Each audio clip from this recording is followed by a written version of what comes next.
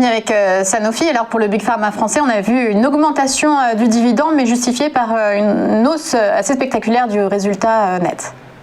Oui, effectivement. Là, on a un secteur qui a profité des événements conjoncturels et de la crise sanitaire. Et le numéro 1 français de la santé donc a publié un bénéfice net qui a progressé donc sur l'année 2020, qui a progressé de 4% à 7,35 milliards d'euros. Et donc ces bons résultats ont été permis grâce à la bonne tenue des ventes de son médicament pour traiter l'asthme qui s'appelle le Dupixent. En revanche, dans la course mondiale au vaccin, on sait que Sanofi a été distancé par ses homologues américains Pfizer et Moderna et aussi maintenant par AstraZeneca.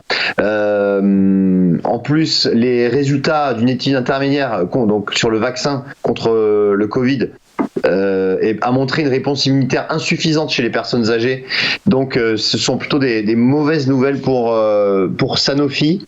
En termes de perspective, le groupe pharmaceutique prévoit toujours un taux de marge opérationnelle de 30% d'ici à 2022. Donc une hausse quand même de 5% par rapport à aujourd'hui.